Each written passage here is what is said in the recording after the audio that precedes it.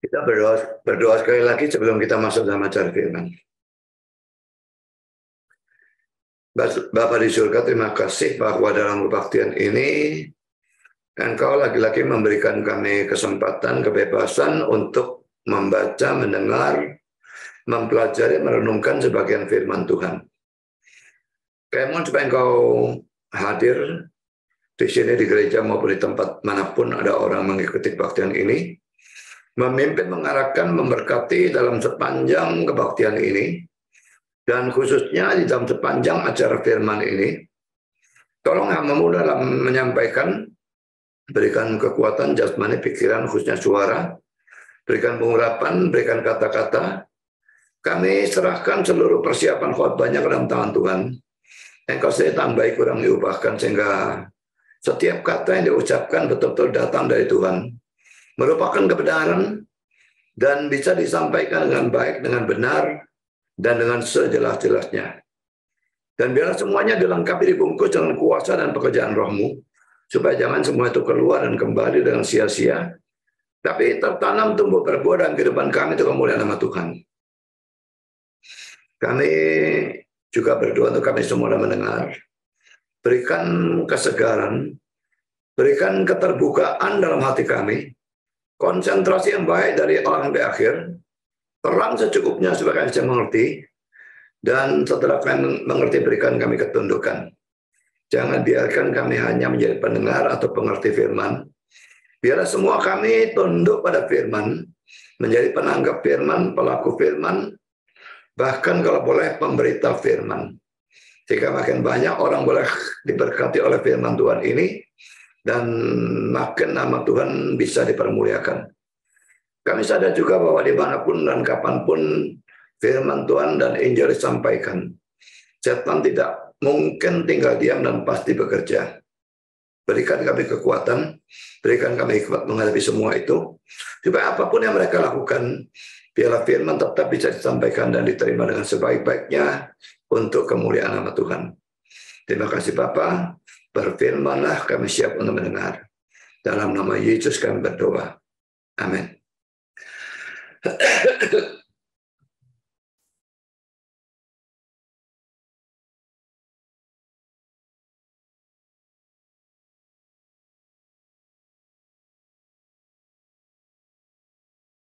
Kita masih tetap membahas konteks ini ya. Yudas ayat 8 sampai dengan ayat 13, dan ini session keempat. Session terakhir di dalam pembahasan konteks ini juga masih dengan tema yang tetap sama, kehidupan nabi-nabi palsu, dan ini juga session yang keempat. Kita baca ulang teksnya sekali lagi saudara ya. Yudas ayat 8 sampai dengan 13.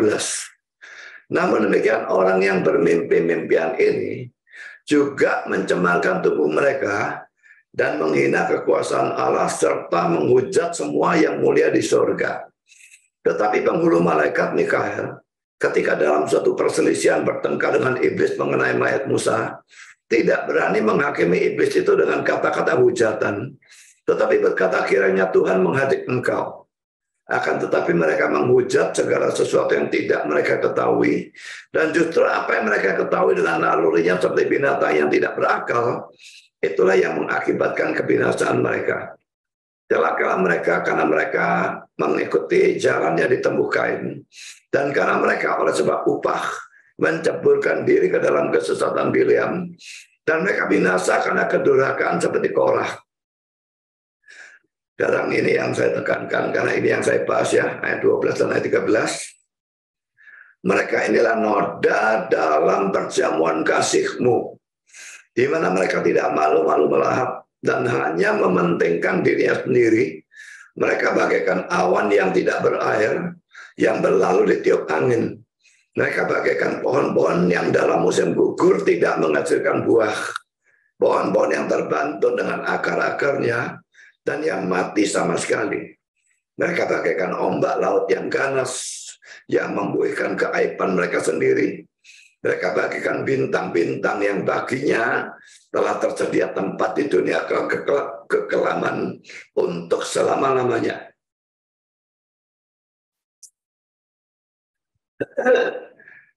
Pembahasan teks ini, saudara, konteks ini ya. Yang pertama kita membahas ayat yang ke-8 dan 10. Yang kedua kita membahas ayat yang ke-9. Dan yang ketiga kita membahas ayat yang ke-11. Dan sekarang yang keempat ini kita membahas ayat yang ke-12 dan ke-13. Jadi sekarang ini kita menyelesaikan konteks ini ya. Kita baca ini sekali lagi ayat 12-13. Mereka inilah noda dalam perjamuan kasih-Mu, di mana mereka tidak malu-malu melahap dan hanya mementingkan dirinya sendiri. Mereka bagaikan awan yang tidak berair, yang berlalu ditiup angin. Mereka bagaikan pohon-pohon yang dalam musim gugur tidak menghasilkan buah. Pohon-pohon yang terbantun dengan akar-akarnya dan yang mati sama sekali. Mereka bagaikan ombak laut yang ganas, yang membuihkan keaiban mereka sendiri. Mereka bagaikan bintang-bintang yang baginya telah tersedia tempat di dunia kekelaman untuk selama-lamanya. Saudara, dalam ayat 12 dan 13 ini, Yudas memberikan bermacam-macam penggambaran tentang orang-orang sesat itu. Jadi ini masih tetap kehidupan dari nabi-nabi palsu itu ya. Sudah ada di dalam ayat 8 dan ayat 10 dan ayat 11 ya. Sekarang kita lihat di dalam ayat 12 dan ayat 13 ada lagi penggambaran tentang kehidupan dari nabi-nabi palsu ini. Poin A, saudara, saya bahas potong per potong ya. Mereka inilah noda dalam perjamuan kasih-Mu, di mana mereka tidak malu-malu melahap dan hanya mementingkan dirinya sendiri. Ini ayat 12a. Pertama, saudara, kita akan soroti perjamuan kasih-Mu. Poin A. Pada abad-abad awal dari kekristenan, dalam gereja ada perjamuan kasih yang disebut dengan istilah love feast, pesta kasih. Saudara, pesta kasih ini diadakan demi persekutuan dan juga demi orang miskin. Sebagai ketaatan terhadap kata-kata Kristus dalam Lukas 14 ayat 12 dan 13. Kita akan bacakan Lukas 14 supaya konteksnya jelas. Kita baca terus sampai ayat 14 ya. Dari Lukas 14 ayat 12 sampai ayat 14. Dan Yesus berkata juga kepada orang yang mengundang dia, apabila engkau mengadakan perjamuan siang atau perjamuan malam, janganlah engkau mengundang sahabat-sahabatmu, atau saudara-saudaramu, atau kaum keluargamu, atau tetangga-tetanggamu yang kaya. Karena mereka akan membalasnya dengan mengundang engkau pula. Dan dengan demikian engkau mendapat balasnya. Tetapi apabila engkau mengadakan perjamuan, undanglah orang-orang miskin, orang-orang cacat, orang-orang lumpuh, dan orang-orang buta. Dan engkau akan berbahagia, karena mereka tidak mempunyai apa-apa untuk membalasnya kepadamu. Sebab engkau akan mendapat balasnya pada hari kebangkitan orang-orang benar. Saudara, hati-hati dengan ayat ini ya. Ayat ini jangan dihurufiahkan. Kalau pesta betul-betul tidak boleh mengundang sahabat-sahabat, saudara-saudara, kaum keluarga, tetangga. Tapi harus undang orang-orang miskin, orang-orang cacat, orang-orang lumpuh, dan orang-orang buta. Tentu tidak bisa dihurufiahkan seperti itu. Perhatikan ya, penekanannya ini saudara, sahabat, kaum keluarga, tetangga yang kaya. Karena mereka akan membalasnya dengan mengundang engkau pula, dan dengan demikian engkau mendapat balasnya. Jadi kalau motivasi kita mengundang orang itu karena orang itu kaya, wah ini kadonya besar kalau orangnya kaya, angpaunya banyak, maka saya undang. Lah ini yang dilarang. Lalu pada waktu dibalik, harus undang orang-orang miskin, orang-orang cacat, orang-orang lumpuh, dan orang-orang buta. Penekanannya ada justru pada ayat 14. Dan engkau akan berbahagia, karena mereka tidak punya apa-apa untuk membalasnya kepadamu. Sebab engkau akan mendapat balasnya pada hari kebangkitan orang-orang benar. Jadi kalau kita mau berbuat baik, Jangan pilih orang karena orang itu bisa membalas kebaikan kita lebih besar lagi. Ini berbuat baik dengan jiwa dagang, tidak pada tempatnya. Sama seperti memberi persembahan kepada gereja dengan jiwa dagang dalam teologi kemakmuran, itu juga tidak pada tempatnya. Ini sama seperti itu. Jadi kamu berbuat baik, jangan harapkan balasan. Tapi tidak berarti betul-betul mutlak harus undang orang yang miskin, orang cacat, orang lumpuh, orang buta. Tapi penekanannya kalau mau berbuat baik, berbuat baiklah. Karena memang itu diharuskan oleh Tuhan. Dan kita mentaatinya itu bukan untuk mendapatkan balasan. Ini intinya sebetulnya. Nah, karena adanya perintah Yesus dalam Lukas 14 ayat 12-14 ini, maka diadakan love feast. Jadi bukan hanya demi persekutuan, tetapi juga demi orang-orang miskin di dalam gereja saat itu, yang mungkin tidak punya makan atau tidak punya makan yang enak.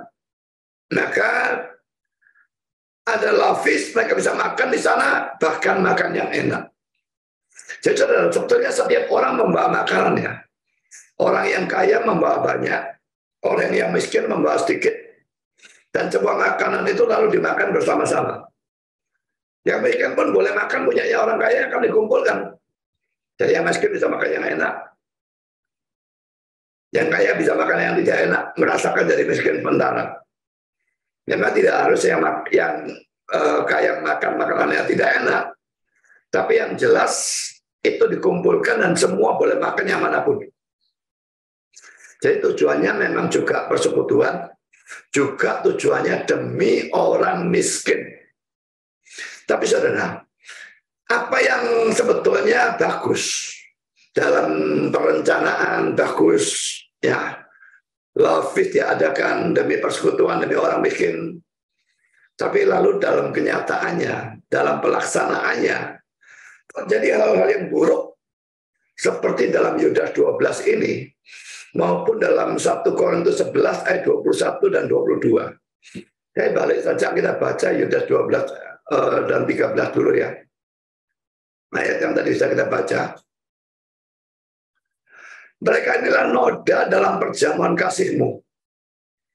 Ada perjamuan kasih, tapi nabi-nabi palsu ini jadi noda dalam perjamuan kasih itu, di mana mereka tidak malu-malu melahap dan hanya mementingkan diri sendiri. Mereka bagaikan awan yang tidak berair, dan seterusnya, dan seterusnya.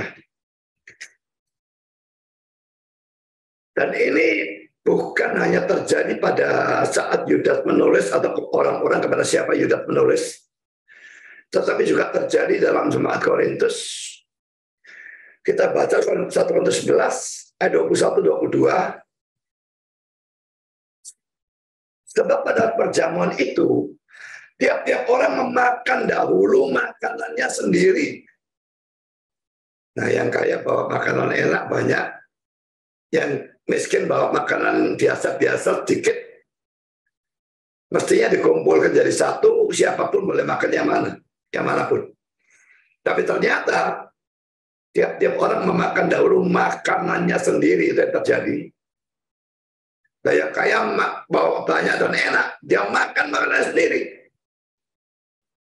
Miskin, dia bawa sedikit makanan biasa-biasa, ya dia bisanya makan itu. Ini kan tidak jadi persekutuan. Ini bukan jadi juga untuk demi orang miskin, tidak. Dan apa yang diakibatkan tiap-tiap orang memakan dahulu makanan sendiri ini?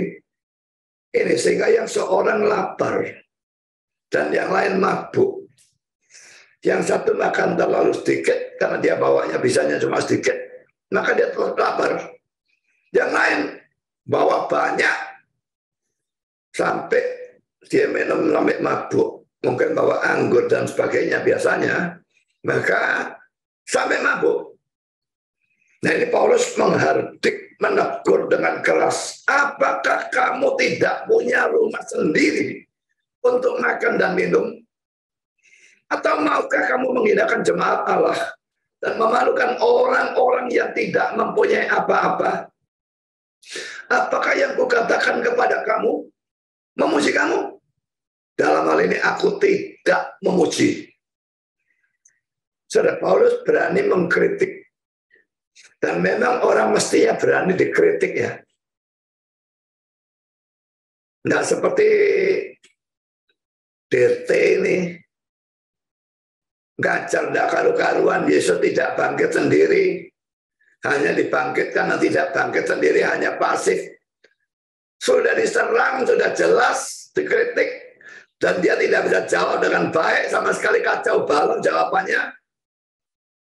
Malah tambah ngeyel, maki-maki, nyindir-nyindir, dan sebagainya. Dia pikir saya takut maki-makian sama dia, atau gimana, tidak ngerti saya. Saya sudah sehalus mungkin dalam berdebat dengan dia. Dimaki provokator, dimaki pasir, dan sebagainya. Sekarang saya maki dia goblok.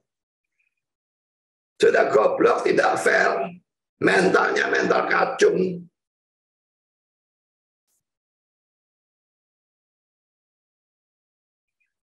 Paulus saja mengkritik. Kenapa orang tidak boleh mengkritik? Karena dia tidak boleh dikritik. Ajaran dari mana? Karena kembali kepada pelajaran ini, saudara ya. Saudara, pada perjamuan itu ada orang-orang yang memang tidak tahu malu. Dan seringkali dalam perjamuan apapun ada, bahkan dalam pesta-pesta apapun ada orang-orang seperti itu. Kalau di dalam surat Yudas ini dikatakan mereka adalah noda dalam perjamuan kasihmu. Dan mereka tidak malu-malu melahap. Dan hanya mementingkan dirinya sendiri. Memalukan ya. Mestinya kalau mau makan tuh mikiri orang lain. Misalnya kalau saudara diundang pesta, meja bundar itu ya, untuk 10 orang. Datang makanan yang enak, wah ini enak. Ambil banyak sekali. Mestinya ya ada 10 orang ya ambil sekitar 1/10 lah. Ya. Tapi dia ambil 3/4 gitu. Kalau enak, orang lain pasti tidak suka. Dia yang suka. Ini orang-orang seperti ini ada. Nggak tahu diri sama sekali. Dan dalam perjamuan kasih dalam gereja juga ada, bukan hanya pada zamannya Yudas atau zamannya Paulus, tetapi zaman sekarang juga ada model semacam demikian. Tidak malu-malu melahap. Bahkan bawa pulang. Saudara, makanan itu kalau lebih-lebih, lalu dibawa pulang, dibagi-bagi, tidak ada masalah. Tapi ini belum tahu lebih atau kurang.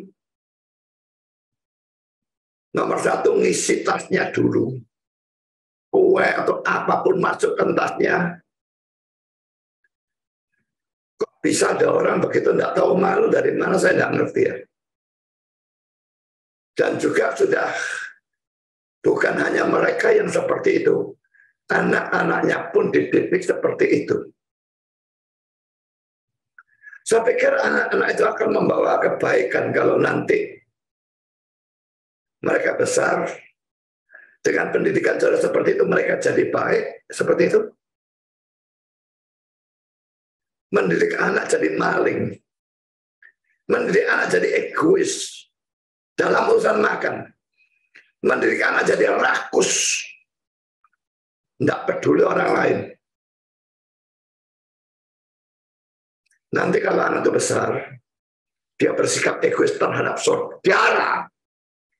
Rasakan nanti ya. Baru kapok nanti.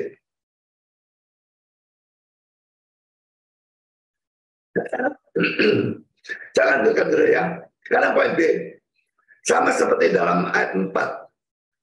Ayat 12 ini menunjukkan bahwa orang-orang sesat itu menyusup ke dalam gereja. Dan ayat 12a ini bahkan menunjukkan bahwa mereka aktif dalam gereja. Kalau mereka tidak aktif, maka perjamuan kasih itu mereka tidak datang, saudara. Mereka datang, mereka aktif. Dan aktif makan, aktif nyolong. Tapi ditekankan aktif. Orang-orang sesat itu aktif dalam gereja. Hanya sekedar seseorang itu aktif, tidak membuat mereka itu jadi Kristen yang sejati, saudara. Aktif berkhotbah, aktif main musik, aktif dari Jerman, aktif jadi guru sekolah minggu, aktif datang kebaktian, aktif dalam memberikan persembahan, aktif dalam apapun, tidak menjamin. Jika saudara aktif, jangan pikir saudara pasti Kristen. Dan kalau melihat orang lain aktif, jangan pikir orang itu pasti Kristen. Kristen yang sungguh-sungguh seharusnya aktif. Tapi yang aktif belum tentu Kristen yang sungguh-sungguh. Seperti semut itu binatang. Tapi binatang belum tentu semut. Bisa gajah, bisa anjing, bisa apapun. Jadi saudara, ini sesuatu yang harus diperhatikan ya. Orang aktif itu belum tentu mereka orang Kristen. Saya lanjutkan dengan poin yang kedua, kata noda. Saudara, pertama-tama saya ingin soroti ya, benarkah terjemahan dari kata ini di sini? Terjemahannya noda. Ada dua pandangan saudara tentang terjemahan noda ini.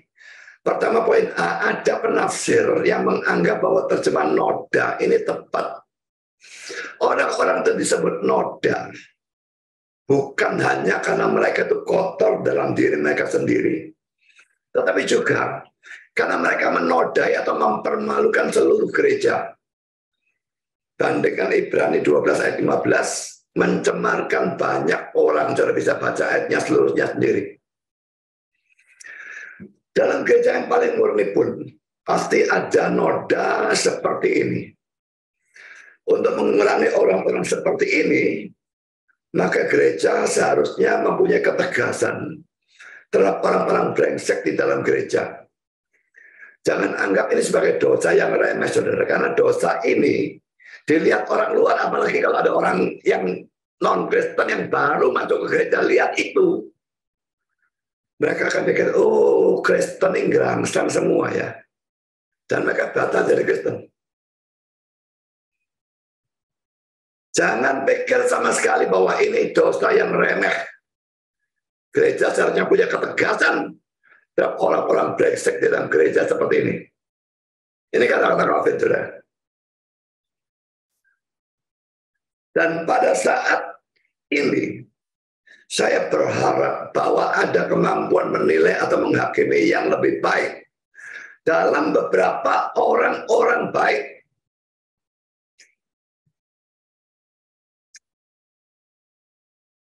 Beberapa orang baik yang dengan berusaha sangat baik kepada orang-orang jahat, membawa kerusakan besar bagi seluruh gereja. Ngerti maksudnya apa enggak? Jadi orang-orang baik ini, beberapa orang baik ini, enggak punya kemampuan menilai atau menghakimi. Kurang gitulah ya. Sehingga karena mereka enggak punya kemampuan menilai atau menghakimi, mereka itu lalu berusaha berbuat sangat baik kepada orang-orang jahat. Orang-orang brengsek yang rakus itu,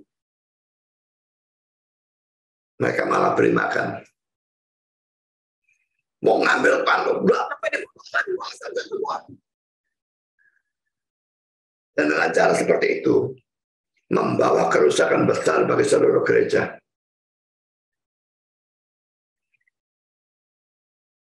Kalau kita memang orang baik, yang punya kemampuan menilai atau menghakimi yang baik, kita harus tahu bahwa orang-orang brengsek itu harusnya dilabrak.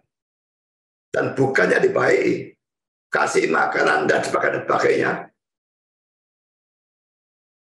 Karena kalau itu dibiarkan, itu membawa kerusakan besar bagi seluruh gereja.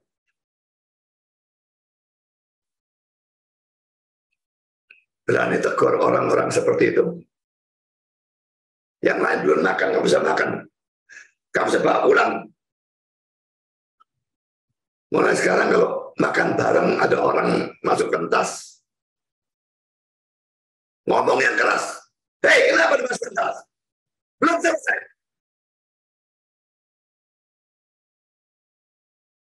Kalau sudah selesai lebih, tidak ada masalah, saudara. Itu pun dibagi-bagi. Tidak satu orang yang baku pulang semua. Ada penafsir yang membandingkan sebutan noda di sini dengan Ulangan 32 ayat 5. Berlaku busuk terhadap dia. Mereka bukan lagi anak-anaknya, yang merupakan noda, suatu angkatan yang bengkok dan belat-belit. Pokoknya semua orang yang brengsek itu merupakan noda. Ulangan 32 ayat 5 seperti itu. Dan dalam Yudas 12 tadi juga seperti itu. Dan noda ini seharusnya dihabisi, ditegur dengan keras. Sebetulnya perlunya dilakukan siasat gereja nih kalau sudah parah nih. Jadi ini poin pertama, orang-orang yang setuju bahwa terjemahannya adalah noda dan itu terjemahan yang tepat. Tapi sekarang kita masuk poin B, saudara. Kebanyakan penafsir menganggap terjemahan noda ini kurang tepat. Mari kita bandingkan 2 Petrus 2 ayat 13. Saya sudah pernah mengatakan berkali-kali saya kira bahwa surat Yudas ini kalau dibandingkan dengan 2 Petrus pasal 2 sangat banyak kemiripan dan saya tidak tahu kenapa. Jadi boleh dikatakan kayak paralel, ada banyak ayat yang paralel antara dua bagian ini. Dan di sini kalau tadi ayat 12, di sini ayat 13. Kita baca 2 Petrus 2:13, dan akan mengalami nasib yang buruk sebagai upah kejahatan mereka. Berfoya-foya pada siang hari. Ini sama bicara tentang nabi-nabi palsu itu ya. Mereka anggap kenikmatan. Mereka adalah kotoran dan noda yang mabuk dalam hawa nafsu mereka. Kalau mereka duduk makan minum bersama-sama dengan kamu.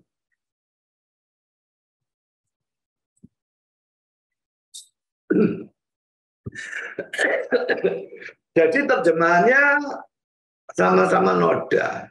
Cuma kata Yunani yang dipakai dalam ayat 12 Yudas tadi dan ayat 13 2 Petrus 2 ini beda. Dalam 2 Petrus 2:13 kata Yunani yang dipakai adalah spiloi. Artinya memang adalah noda. Tetapi dalam Yudas 12 kata Yunani yang dipakai adalah spilades. Yang sekalipun juga bisa berarti noda, tetapi juga bisa berarti batu karang yang tersembunyi. Sebetulnya spiloi tadi itu juga bisa noda, bisa batu karang. Tapi kalau spilades ini batu karang yang tersembunyi. Lebih membahayakan itu ya. Jadi kata Yunani yang jelas, kata Yunani berbeda. Dan itu menyebabkan bahwa NASB menerjemahkan di dalam Yudas 12 itu hidden priest, batu karang tersembunyi. ESV hidden rocks, batu-batu karang yang tersembunyi. Ini dikasih kata yang juga boleh lah. Saya tunjukkan ya, Yudas 12 ya.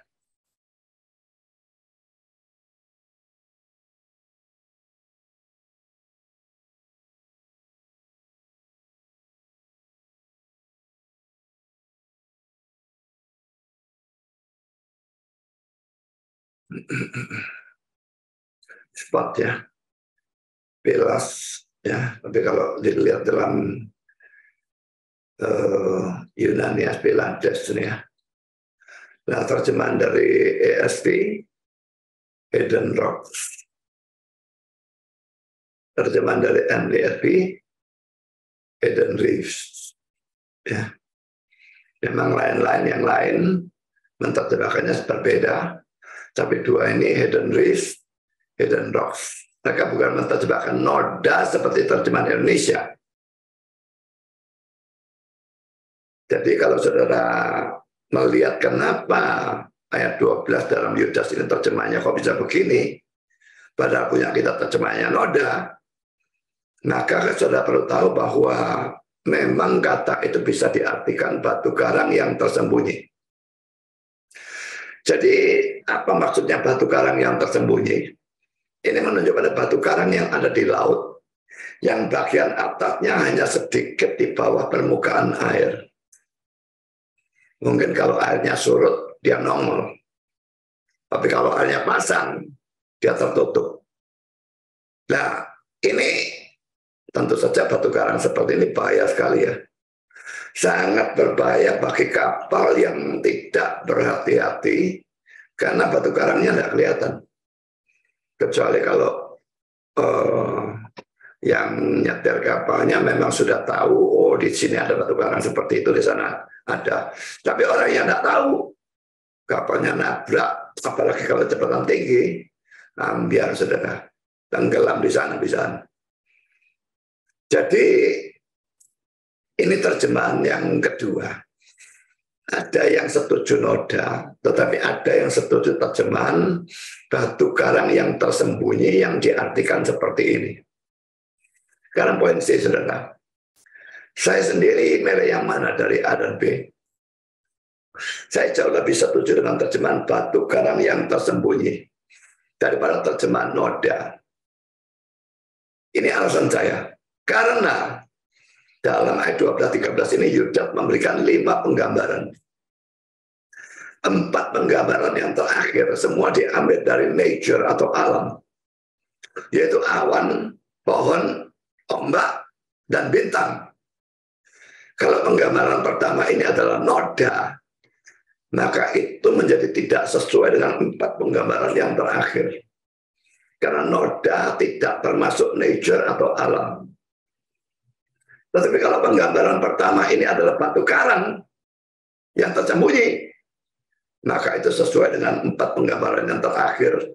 Karena batu karang jelas memang termasuk nature atau alam. Supaya jelas, saudara, saya tunjukkan ya. Ini ayat 12-13.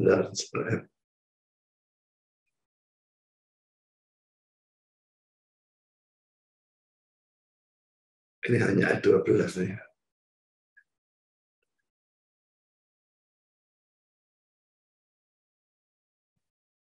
Ya, saya tunjukkan dalam ayat 12-13 ya.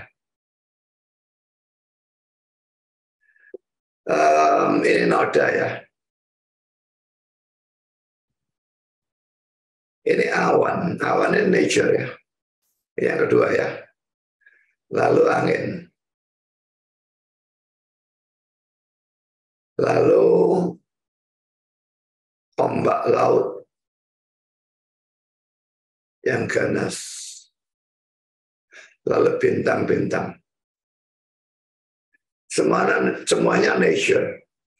Kalau yang pertama ini noda, ini bukan nature. Tapi kalau ini batu karang, atau batu karang yang tersembunyi, maka itu nature. Jadi itu alasan saya, saudara.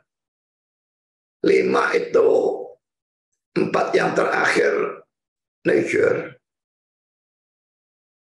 Jadi rasanya yang pertama itu mestinya batu karang yang tersembunyi, ini nature. Dan bukannya noda. Ya, jadi itu alasan saya untuk memilih terjemahan batu karang yang tersembunyi. Dan sebetulnya yang di surat Petrus tadi, pasal 2 ayat 13, terjemahannya bisa diterjemahkan noda, juga bisa diterjemahkan batu karang ya. Sekarang kita masuk dalam poin yang ketiga. Mereka tidak malu-malu melahap dan hanya mementingkan dirinya sendiri.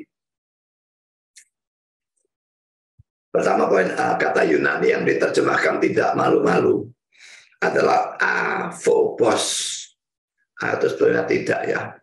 Dan NESB secara hurufiah menerjemahkannya without fear. Phobos, fobia, saudara tahu ya. Tapi A itu tidak ada. Jadi tanpa takut. Ini bisa diartikan pertama tanpa takut kepada Allah. Apa tidak dosa lakukan itu? Jelas dosa. Tapi dia tidak takut, tanpa takut melakukan itu, lahap dia sendiri, tidak pedulikan orang lain. Jadi arti pertama tidak takut kepada Allah. Arti kedua, tanpa takut atau malu kepada jemaat yang lain. Saya tidak habis pikir ada orang tidak punya udel seperti itu. Betul-betul tidak tahu malu, melahap, kayak tidak punya rumah untuk makan sendiri, atau di rumahnya tidak ada makanan belas.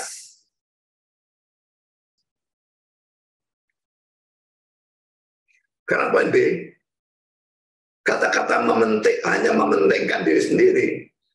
Terjemahan seharusnya adalah feeding themselves. Memberi makan diri mereka sendiri. Yang lain bagaimana bukan urusanku. Bahwa aku kasih makan diriku sendiri. Jadi dalam perjamuan kasih atau love feast itu, yang harus dipentingkan sebetulnya adalah persekutuan untuk perhatian terhadap orang lain. Dan bukan makanannya.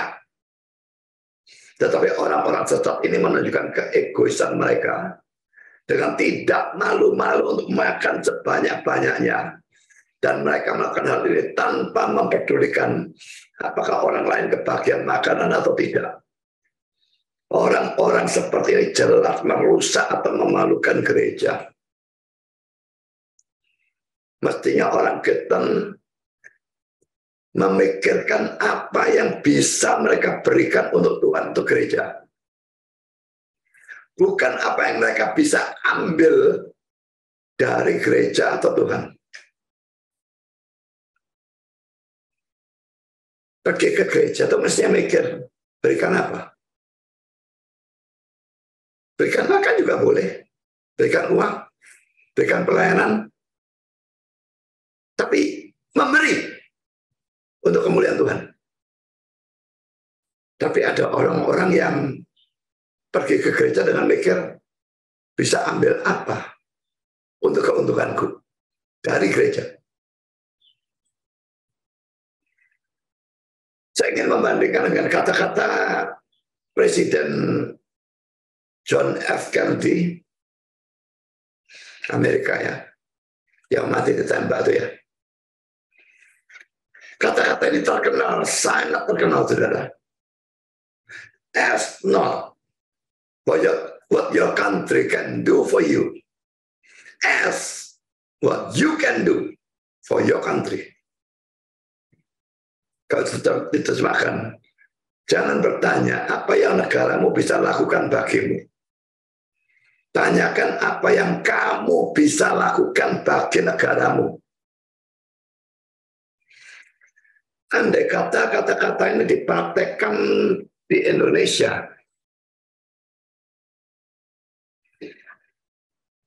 oleh semua orang, termasuk yang penggede-penggede, yang punya pangkat, punya jabatan, dari atas ya, presiden sampai RT, dari jenderal sampai sersan, begitu ya. Atau kopral mungkin paling rendah ya, saya nggak ngerti paling rendah apa. Dan semua termasuk gubernur dan macam-macam hal. Kalau mereka mempraktekkan ini, jangan bertanya apa yang negaramu bisa lakukan bagimu. Tanyakan apa yang kamu bisa lakukan bagi negaramu. Kalau semua mempraktekkan ini, saya jamin Indonesia jadi negara yang luar biasa hebat. Mungkin Jokowi mempraktekkan. Dan beberapa orang mempraktekkan. Tapi 99% mereka bertanya apa yang negaraku bisa lakukan atau berikan untukku.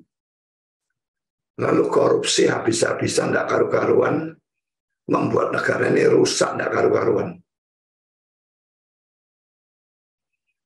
Dan jangan pikir ini berlaku cuma untuk negara, saudara. Ini berlaku untuk gereja juga. Seandainya setiap orang yang datang dalam gereja itu menanyakan ini, atau mempraktekkan ini, jangan bertanya apa yang gerejamu bisa lakukan bagimu. Tanyakan apa yang kamu bisa lakukan bagi gerejamu. Wah, kata-kata ini bisa diterapkan dengan baik oleh jemaat gereja semuanya. Gerejanya pasti jadi luar biasa. Tapi silakannya banyak orang yang bertanya apa yang gerejaku bisa lakukan atau berikan untukku. Lah apa yang bisa aku lakukan untuk gerejaku? Persetan lah kalau ngurus aku. Ya jelasnya orang seperti itu kafir, saudara. Kalau bukan nabi palsu. Yang seperti itu, bertobatlah karena lambat atau cepat. Tuhan akan habisi saudara. Kalau tidak di dunia ini, di dunia yang akan datang. Bandingkan keegoisan orang-orang sesat itu dengan kasih dan persekutuan. Dalam jemaat abad pertama, kita baca Kisah Rasul 2 ayat 44-47 dan Kisah Rasul 4 ayat 32-37. Dan semua orang yang telah menjadi percaya tetap bersatu, dan segala kepunyaan mereka adalah kepunyaan bersama. Ini bukan berarti mereka komunis ya. Saat itu begitu keadaannya itu begitu darurat, urgent, sehingga mereka harus mempraktekkan itu. Kristen bukan komunis, dan Kristen tidak ada prinsip segala kepunyaan mereka adalah kepunyaan bersama. Tapi karena pada saat itu keadaan begitu urgent, dimusuhi oleh Yahudi non-Kristen, dimusuhi oleh Romawi, mayoritas orang Kristen miskin sama sekali. Akhirnya yang kaya harus berlaku seperti itu. Kepunyaan mereka kepunyaan bersama. Lalu ayat 5, dan selalu ada dari mereka yang menjual harta miliknya, lalu membagi-bagikannya kepada semua orang sesuai dengan keperluan masing-masing. Dengan bertekun dan dengan sehati, mereka berkumpul tiap-tiap hari dalam bait Allah. Mereka memecahkan roti di rumah masing-masing secara bergilir, dan makan bersama-sama dengan gembira dan dengan tulus hati, sambil memuji Allah. Dan mereka disukai semua orang. Dan tiap-tiap hari Tuhan menambah jumlah mereka dengan orang-orang yang diselamatkan. Kesatuannya dan tidak egoisnya dan kasihnya, itu membuat Tuhan memberkati, dan orang juga bisa melihat, dan orang tertarik. Maka jumlah mereka bertambah terus. Mengapa gereja kita sekarang tidak demikian? Karena banyaknya orang-orang yang egois. Sekarang kita lihat kita 4:32-37. Adapun kumpulan orang yang telah percaya itu mereka sehati dan sejiwa. Dan tidak seorang pun yang berkata bahwa sesuatu adalah miliknya sendiri, tetapi segala sesuatu adalah kepunyaan mereka bersama. Dan dengan kuasa yang besar, rasul-rasul memberi kesaksian tentang kebangkitan Tuhan Yesus, dan mereka semua hidup dalam kasih karunia yang melimpah-limpah. Sebab tidak ada seorang pun yang kekurangan di antara mereka. Karena semua orang yang mempunyai tanah atau rumah menjual kepunyaannya itu, dan hasil penjualan itu mereka bawa dan mereka letakkan di depan kaki rasul-rasul, lalu dibagi-bagikan pada setiap orang sesuai dengan keperluannya. Demikian pula dengan Yusuf, yang oleh rasul-rasul disebut Barnabas, artinya anak penghiburan, seorang Lewi dari Siprus. Ia menjual ladang miliknya, lalu membawa uangnya itu dan meletakkannya di depan kaki rasul-rasul.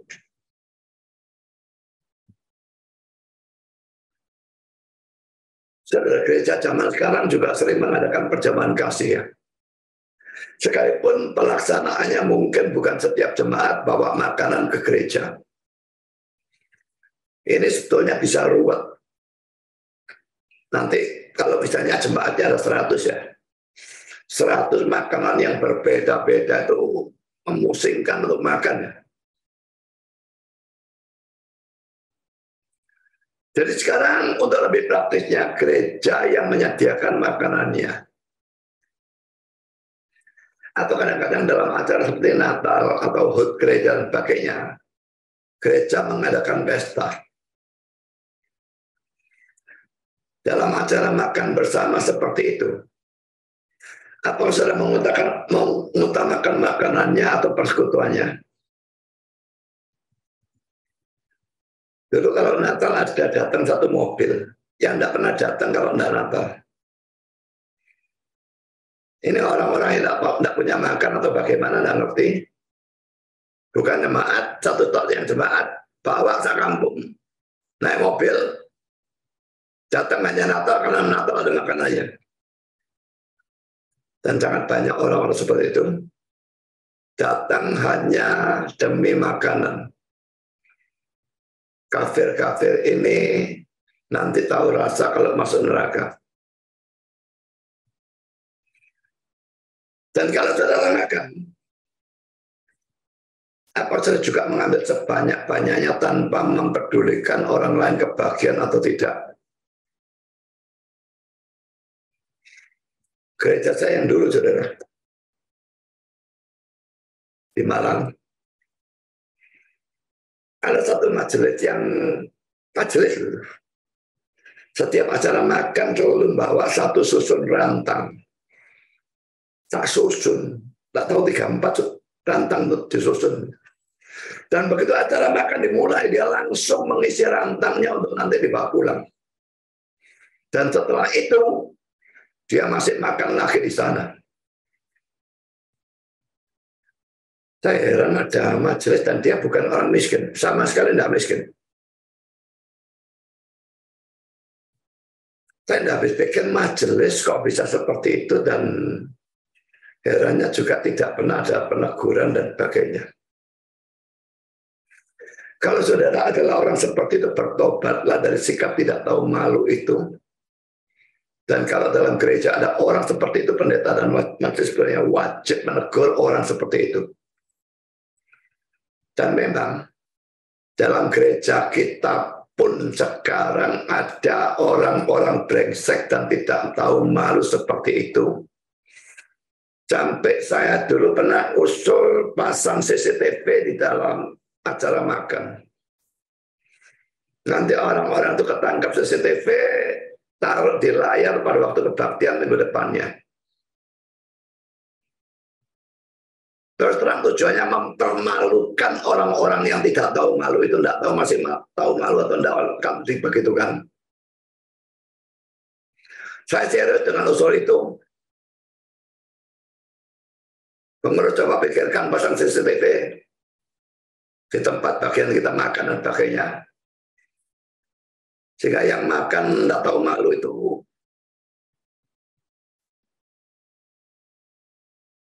bisa dipermalukan.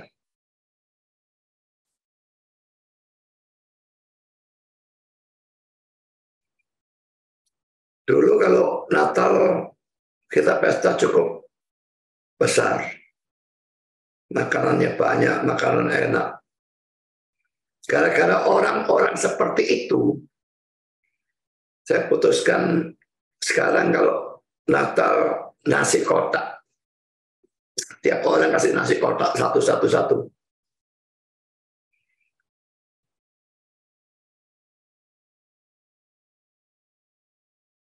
Dan pernah terjadi kami camp di Batu kalau tidak salah. Hari terakhir makan siang, makanannya orang-orang belum banyak sekali belum makan, diringkas oleh orang yang sama. Tidak ada yang tahu atau kapan dia meringkasnya. Dan dibawa.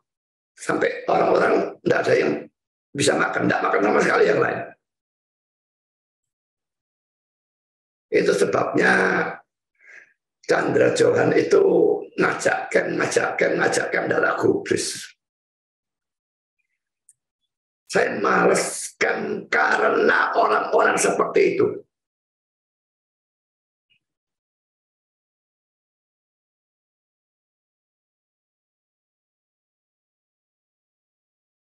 gegeran habis-habisan dalam camp.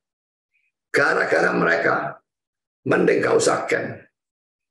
Mau pergi, mau piknik, piknik sendiri-sendiri.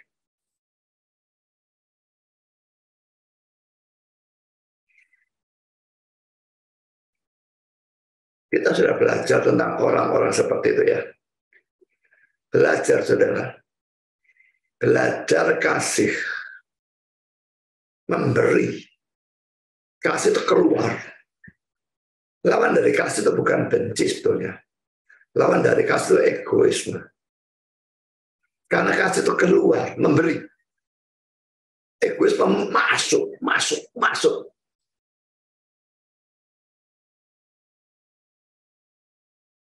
Buang egoisme. Dan praktekkan kasih.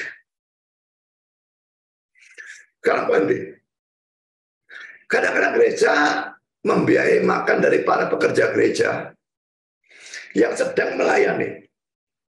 Misalnya dalam rapat, atau dalam pelayanan penginjilan, atau paduan suara keluar kota, dan sebagainya. Ini tidak masalah, saudara. Rapat itu kalau tidak nabrak jam makan, ya tidak usah makan, tidak masalah. Tapi kalau rapat nabrak jam makan, harus beri makan. Tidak usah makanan mewah, makanan normal, biasa-biasa saja. Ya semua tergantung keuangan gereja, tapi memang tetap foya-foya tidak. Nah kan bakmi kayak makan nasi goreng, nasi campur, tidak apa-apa. Gereja yang bayar.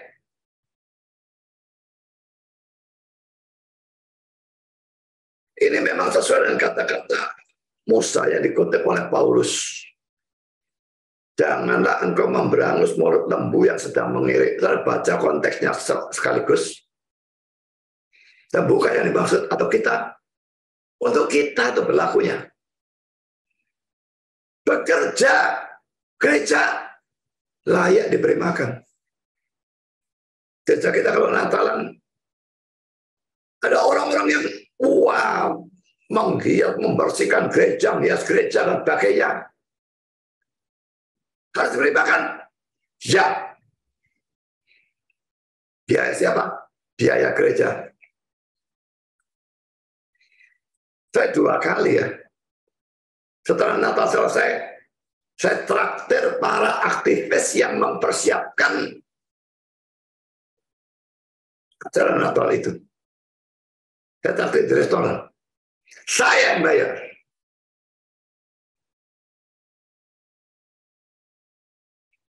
Karena saya anggap mereka layak.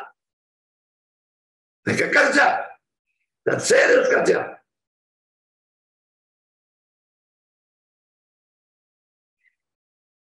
Tapi hal-hal model seperti ini lalu disalahgunakan oleh banyak orang Kristen yang ini bukan di gereja kita. Dengan makan makanan yang mahal-mahal, mumpung dibiayai gereja.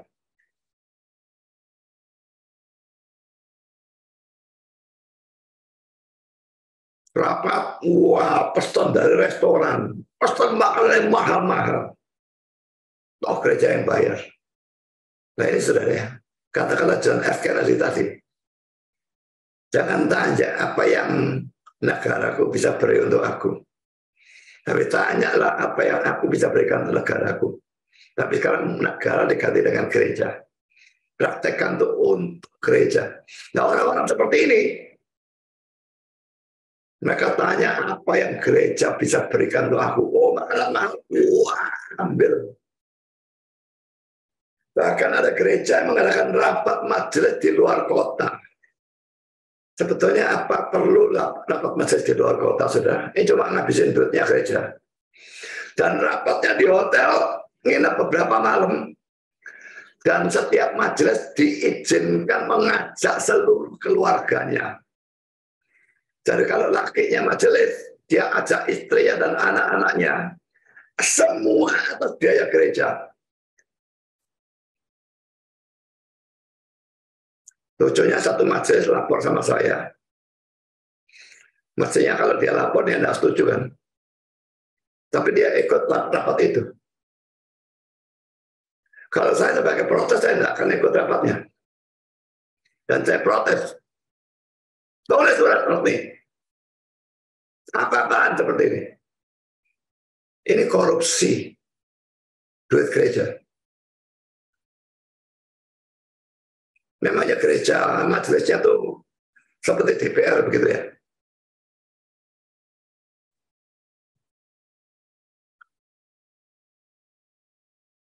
Ini tidak berbeda dengan apa yang dilakukan oleh orang-orang sesat di sini.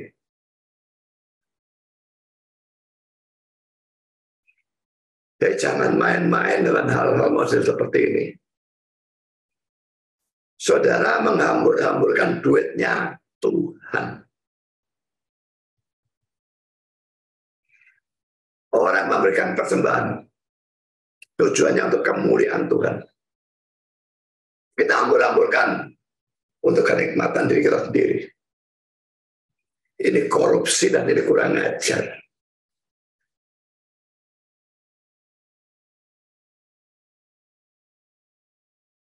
Selama gereja kita, orang-orang itu brengsek itu tidak bertobat dari sikapnya. Jangan harap Natal saya mau makan makanan besar. Catat dulu adanya orangnya udah lapor sama saya.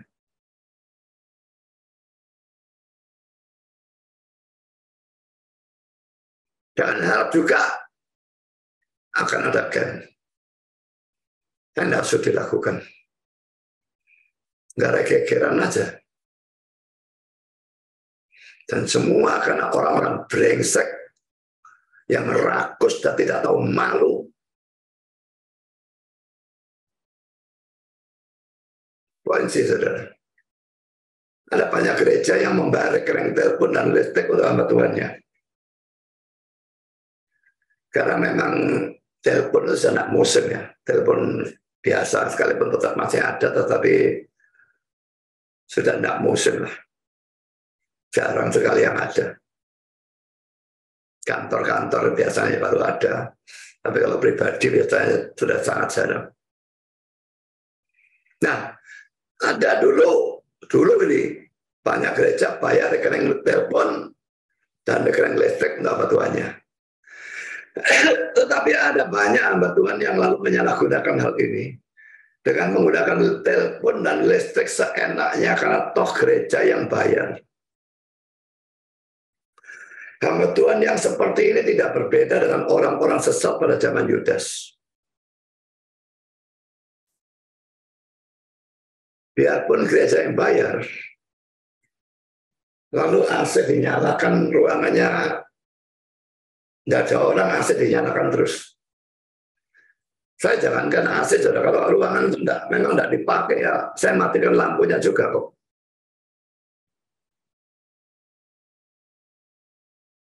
Apakah saya bayar sendiri atau saya dibayar gereja, saya akan lakukan hal itu.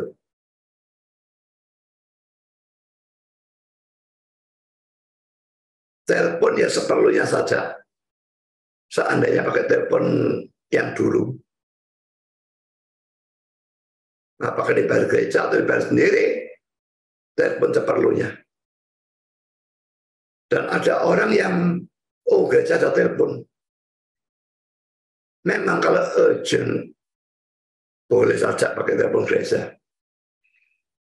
Tapi untuk kepentingan diri sendiri, pakai teleponmu dewek dulu. Kurang ajar kamu tuh.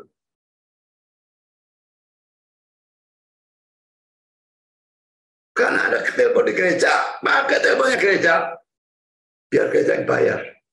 Telepon selama-lamanya enta lokal. Ini orang kurang ajar banyak sekali. Makanya kata-kata John F. Kennedy tadi saya kutip, kata-kata itu bagus sekali.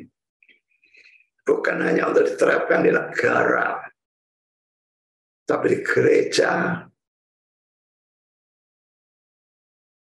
Kalau gereja bisa menerapkan kata-kata itu, luar biasa indahnya.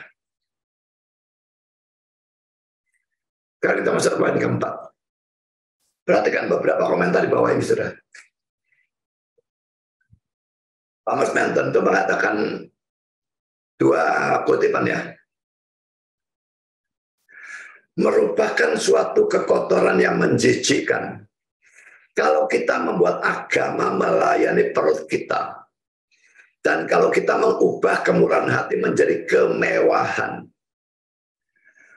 perhatikan ya, dia katakan merupakan suatu kekotoran yang menjijikkan. Kalau kita membuat agama melayani perut kita. Yang di gereja makan karena PDW itu kan membuat agama, dalam hal ini agama Kristen, melayani perut kita. Dan kalau kita mengubah kemurahan hati menjadi kemewahan, biasanya bermurah hati begitu, Natal makan, wah pesan yang mewah, supaya dia bisa makan mewah. Kalau mau makan mewah, bayar sendiri. Kutipan kedua, pada waktu orang hanya mengincar kesenangan dan kenikmatan mereka sendiri, mereka meletakkan perut sebagai pengganti Allah. Datang gereja bukannya nyembah Allah, saudara. Sembah perut mereka. Nomor satu perut mereka.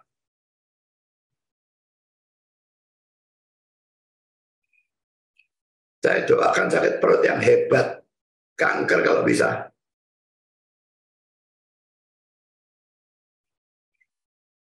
Bandingkan kata-kata Thomas Benton ini dua ayat bawah ini. Roma 16:18a.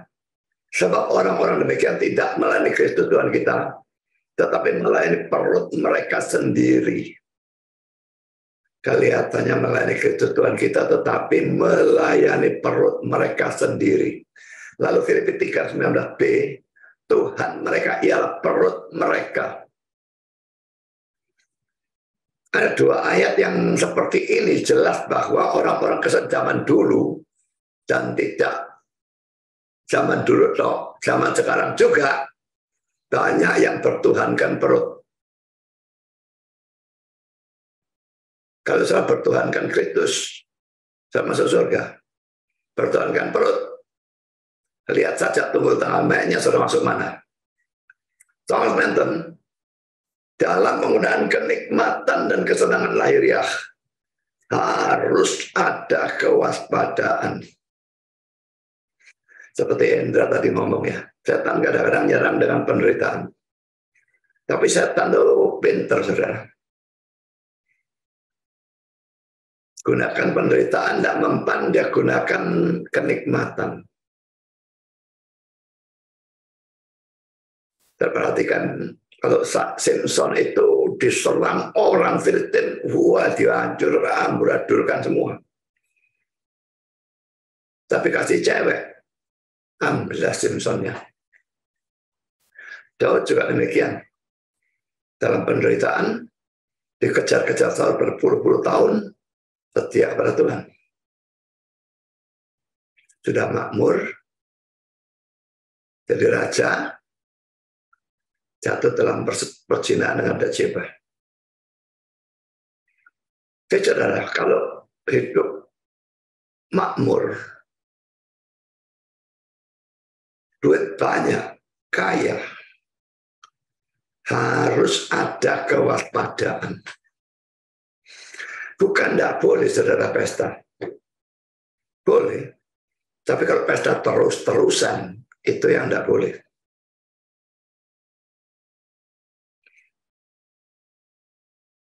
Bandingkan dengan Ayub. Ini kaya luar biasa. Kalau zaman sekarang konglomerat. Yang setiap kali anak-anaknya selesai mengadakan pesta, lalu mempersembahkan korban. Ayub 1 ayat yang kelima. Karena dia begitu bijaksana, dia tahu. Maka mengadakan pesta, mereka senang-senang. Dalam keadaan senang-senang itu harus waspada. Dan orang seringkali tidak waspada lalu berbuat dosa. Nggak tahu dosa apa. Pokoknya dia persembahkan korban. Bandingkan juga dengan Lukas 21 ayat 34.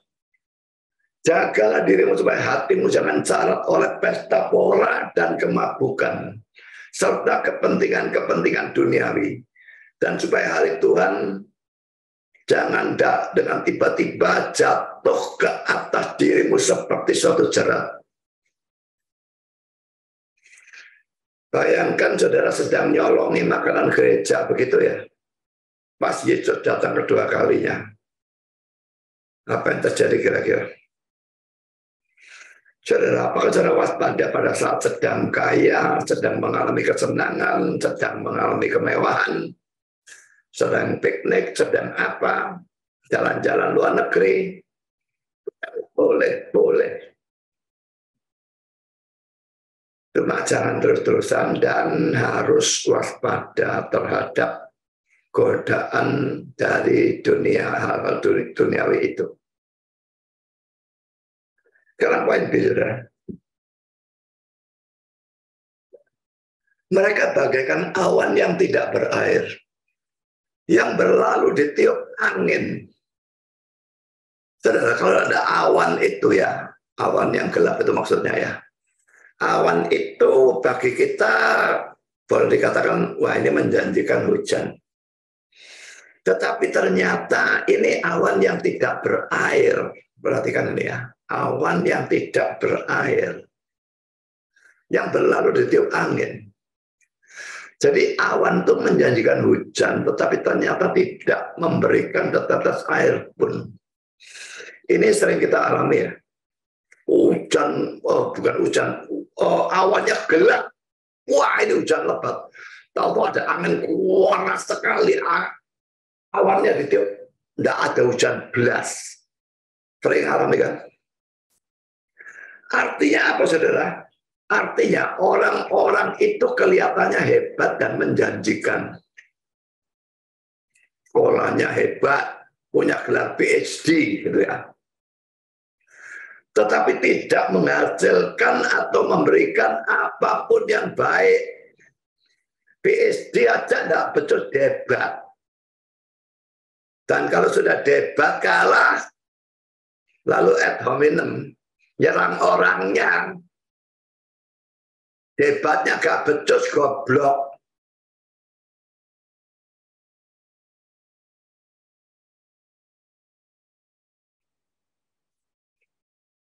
Mestinya kalau kalah debat itu introspeksi pandanganku benar apa enggak. Ini orang gengsi. Sudah terlanjur dia ngajar seperti itu, mau ngakui ajarannya salah itu malu. Apakah kita perlu malu mengakui ajaran kita salah? Kalau kita mengakui satu kali ajaran kita itu yang dulu itu salah, yang benar itu yang ini. Pertama itu rendah hati. Dan itu suatu sifat yang layak dipuji. Dan kedua, itu meninggikan firman Tuhan. Firman Tuhan itu begitu sukar. Selalu bisa salah. Dan karena itu, kalau salah dikoreksi. Dibetulkan. Jangan salah ngeyel terus. Itu orang idiot moron itu.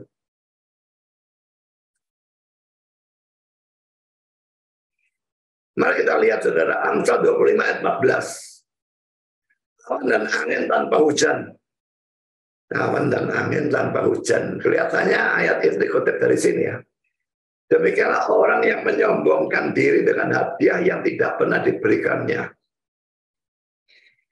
Sombong kayak orang kaya, janjikan hadiah ini, janjikan hadiah itu, tapi tidak pernah kasih. Ini seperti awan dan angin tanpa hujan. Sombong punya gelar PhD, ajarannya amburadul.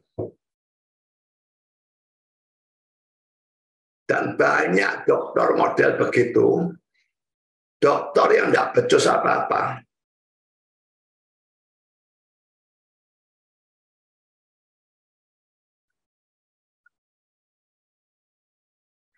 Kata-kata yang saya garis bawahi ini ya, hadiah yang tidak pernah diberikannya itu ya.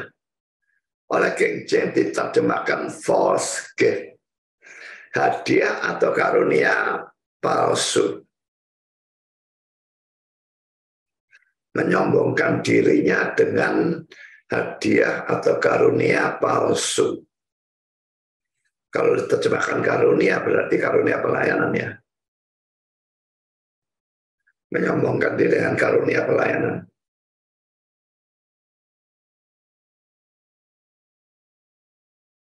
Khotbah-khotbah, tapi tidak ada isinya.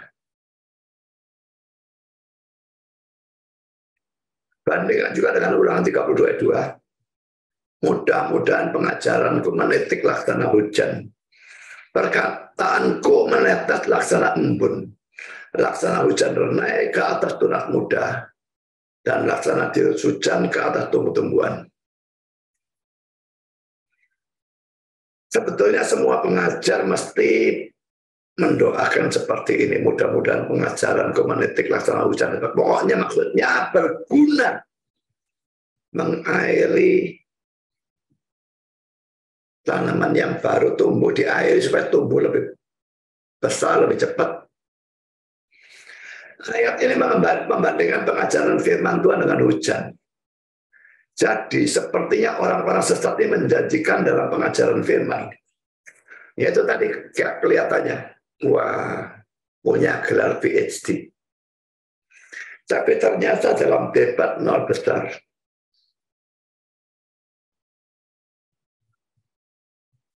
Ada banyak orang yang kelihatannya menjanjikan dalam pengajaran firman. Misalnya orangnya pandai, IQ-nya tinggi, punya gelar teologi, doktor teologi, PhD, DD, dan sebagainya. Tetapi ternyata sama sekali tidak ada gunanya dalam gereja. Dan bahkan merusak gereja dengan ajaran salahnya atau ajaran sesatnya lebih dirangkak lagi. Karena saudara jangan terlalu cepat terpikat dengan kepandaian atau IQ yang tinggi maupun gelar teologi. Sekalipun harus diakui dua hal ini memang penting. Tetapi harus disertai kualitas yang lain. Kalau tidak ada kualitas yang lain, dua hal itu tidak ada gunanya. Bahkan merusak. Kualitas yang lain itu apa? Hikmat. Teologi yang benar, karunia berkhotbah atau mengajar, kerohanian yang baik, dan sebagainya. Belajar sama PhD yang tidak punya kualitas-kualitas ini, saudara tidak tambah pinter. Tambah tidak karu-karuan, acaranya kacau balau. Banyak kesalahan, banyak kesesatan. Sekarang saya lanjutkan poin C. Mereka bagaikan pohon-pohon yang dalam musim gugur tidak menghasilkan buah. Pohon-pohon yang terbantu dengan akar-akarnya dan yang mati sama sekali. Ayat 12C. Pertama, saudara, kata-kata mati sama sekali itu terjemahan hurufiahnya adalah twice dead, mati dua kali. Tapi mungkin sekali artinya memang adalah mati sama sekali. Itu yang dimaksudkan. Mati total. Bukan tengah mati. Full mati. Kedua, yang terbantun dengan akar-akarnya. Terbantun itu bahasa Indonesia apa ya? Saya tidak ngerti ya. NIV dan NASB uprooted. Tercabut dengan akar-akarnya. Kalau tercabut saya ngerti. Terbantun. Indonesia seringkali pakai kata-kata yang nggak tahu ini kata-kata apa nih. Kata-kata ini seharusnya terletak pada akhir ayat 12. Setelah kata-kata twice dead atau mati dua kali atau mati sama sekali itu. Jadi susunan katanya sebetulnya ini terletak di setelahnya. Lalu yang ketiga, pohon seharusnya menghasilkan buah. Tapi pohon pada musim gugur kehilangan semua daun dan buah. Ini masih ditambahi dengan istilah twice dead atau mati dua kali atau mati sama sekali. Dan uprooted, tercabut dengan akar-akarnya. Semua ini menunjukkan betapa tidak bergunanya pohon itu. Jadi pohon itu sebetulnya kan kelihatannya mestinya berguna. Setidaknya untuk Ayub gitu ya, bayangannya. Dan juga dia nyerap CO2, mengeluarkan O2. Makanya pohon ditebangi semua. Wah, ini membuat pemanasan global, tidak karu-karuan. Dan juga pohon mestinya berbuah. Ada pohon berbuah, wah besar-besar buahnya, tidak bisa makan tapi ya. Tidak ada gunanya, saudara. Nah, saudara, sebetulnya dalam gereja tidak ada orang yang tidak berguna. Tidak berguna itu netralnya. Nol. Tidak ada. Hanya ada dua golongan orang dalam gereja. Pertama, orang yang berguna. Dan kedua, bukan orang yang tidak berguna, tidak. Tapi orang yang merusak. Jadi bukan sekedar tidak berguna. Bandingkan Matius 12 ayat 30, saudara. Mari kita lihat ya.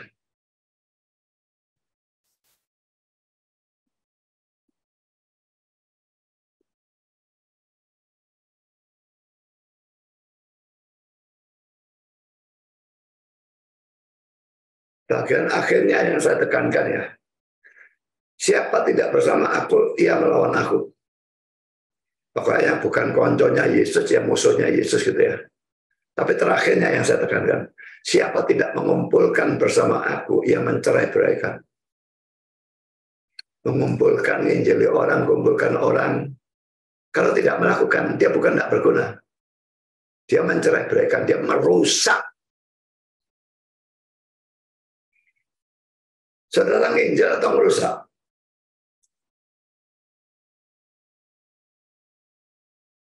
Dan nginjil atau merusak? Berulang kali saya berikan ilustrasi kalau orang balapan perahu ya.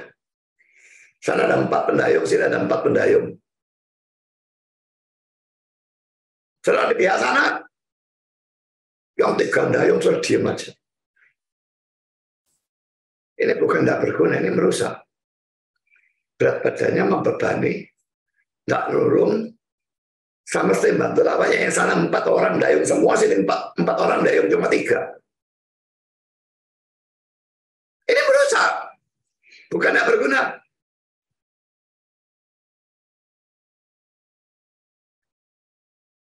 Apa yang saya lakukan di gereja? Pelayanan apa? Persembahan apa? Berapa besar persembahan saudara? Saya tidak pernah menuntut orang miskin persembahkan banyak.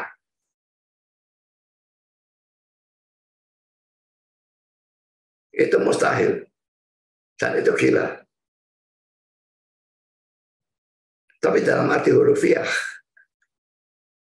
di gereja saya dulu di Malang, karena saya dekat dengan pendeta dan majelis, mereka membicarakan ada orang-orang miskin yang betul-betul secara hurufiah memberikan lebih banyak dari orang yang kaya.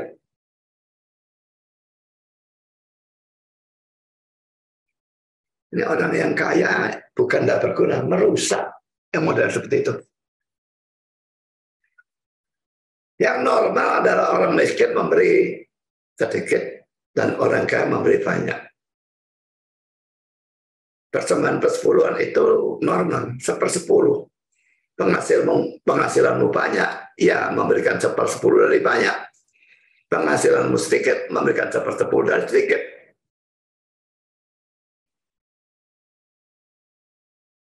Tapi orang biasanya banyak, wih, 1/10-nya kok banyak sekali ya. Wes, ngentit saja sedikit. Sebaliknya,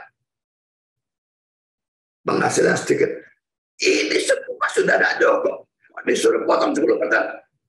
Akhirnya yang kaya tidak memberi 10%, yang miskin juga tidak memberi 10%.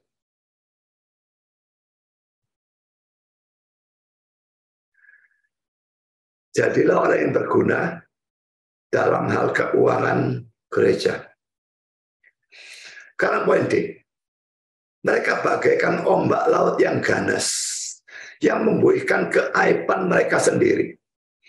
Saudara, ombak laut itu adalah sesuatu yang kelihatannya hebat, tetapi hanya menghasilkan buih dan bahkan kotoran di pantai.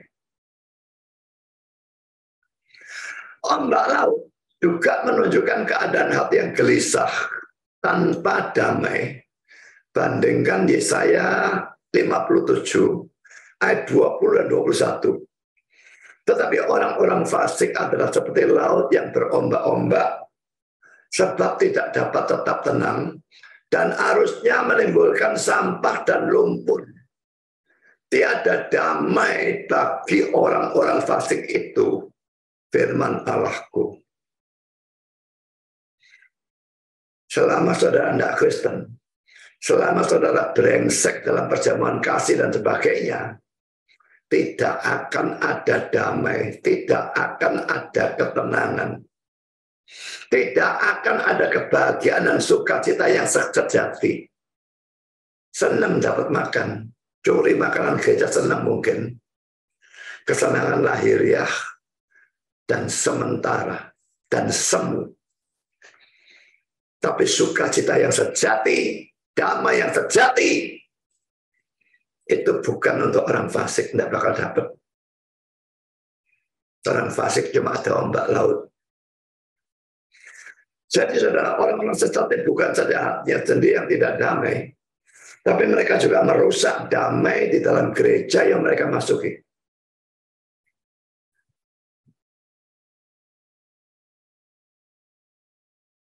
Oh ini, mereka bagaikan bintang-bintang yang baginya telah tersedia tempat di dunia kekelaman untuk selama-lamanya. Ayat 13b.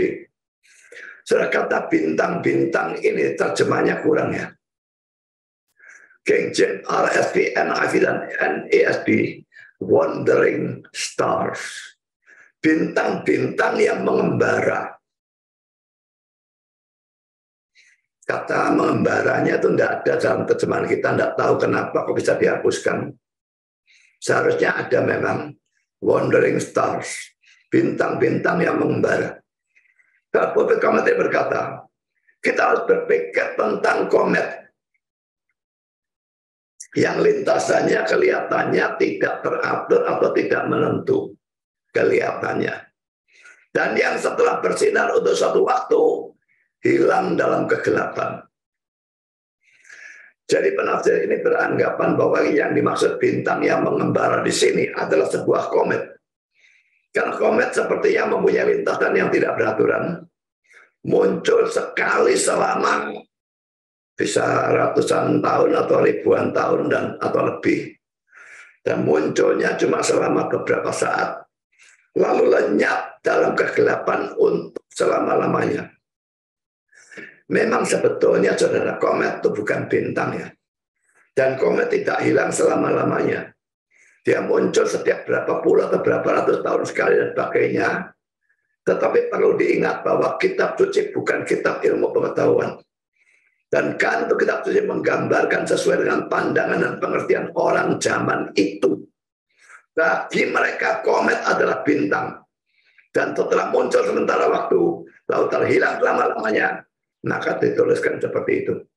Saya kira saya sudah sering kali mengajarkan demikian ya. Alkitab sering seperti itu. Bukan menulis berdasarkan fakta, bukan menulis berdasarkan sains, tapi menulis berdasarkan kelihatannya atau pengertian orang pada zaman dulu itu.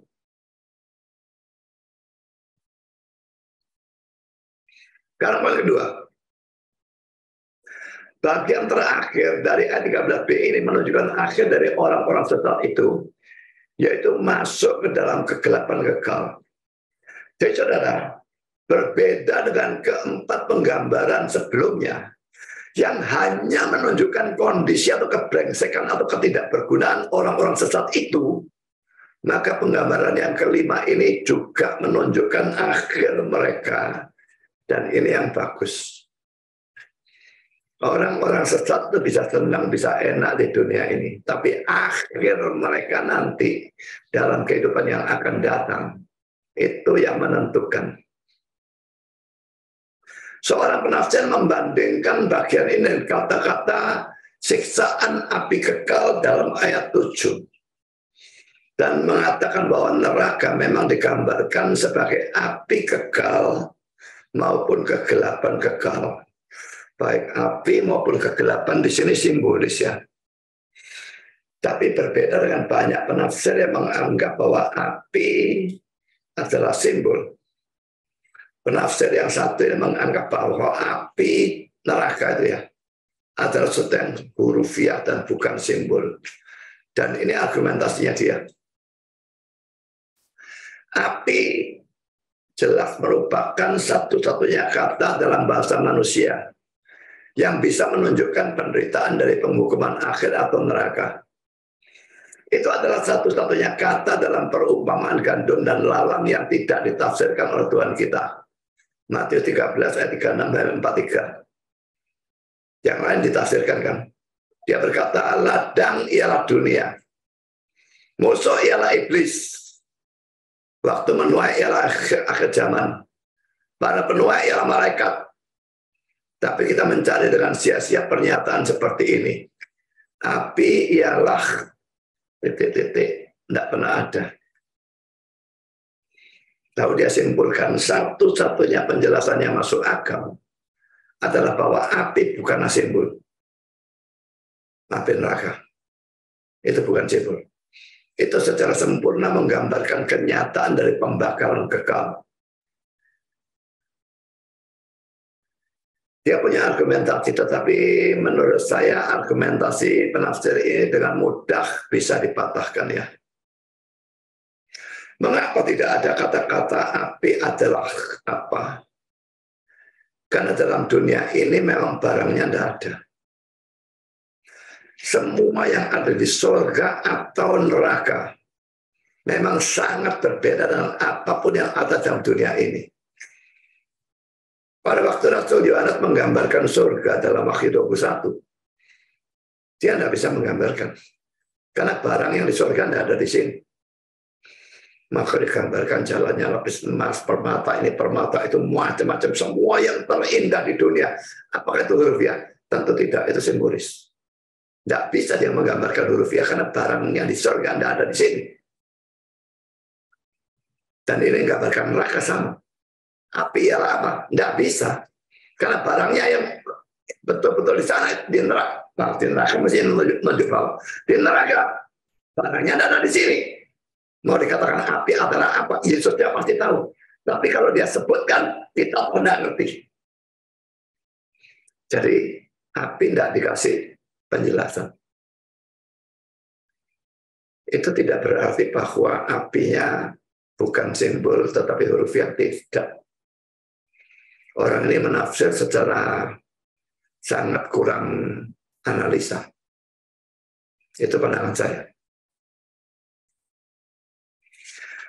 Saudara, kelima, poin atau penggambaran tentang orang sesat itu menunjukkan bahwa sekalipun mereka kelihatan hebat, tapi mereka bukan hanya tidak berguna, tapi bahkan merugikan gereja atau kekristenan. Dan akhir hidup mereka, api neraka kekal selama-lamanya.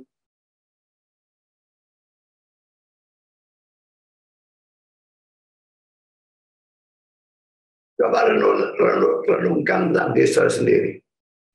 Saya berguna bagi gereja atau kekristenan, atau tidak berguna atau merugikan. Kalau tidak berguna atau merugikan, ingat akhir hidup saudara nanti. Ingat baik-baik, Tuhan tidak kacau sambal. Api neraka itu betul-betul ada dan disediakan bagi saudara kalau saudara tidak bertobat. Tuhan memberkati saudara. Amin.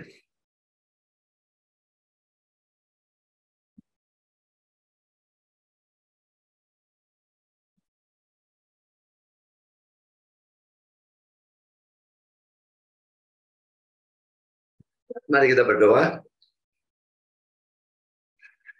Bapa di surga, terima kasih bahwa kami sudah boleh mendengar sebagian firman. Dan dengan session ini mengakhiri satu perikop yang mempersoalkan kehidupan dari nabi-nabi palsu atau orang-orang sesat. Bila kami belajar dari 4 session ini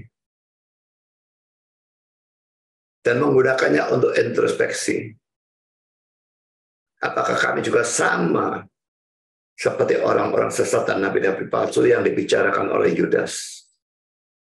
Atau apakah kami adalah orang-orang Kristen yang sejati, hamba-hamba Tuhan yang sejati?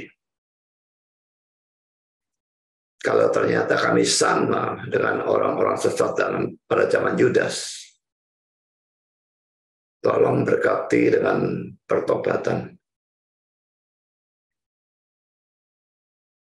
Kalau kami adalah anak-anak Tuhan dan hamba Tuhan yang sejati, kami bersyukur dan muji Engkau. Karena kami sadar kami bisa seperti itu, bukan karena kami lebih baik dari orang-orang brengsek manapun, tapi karena Tuhan memberikan kami kasih karunia atau anugerah. Terima kasih Bapa. Dalam nama Yesus kami berdoa. Amin.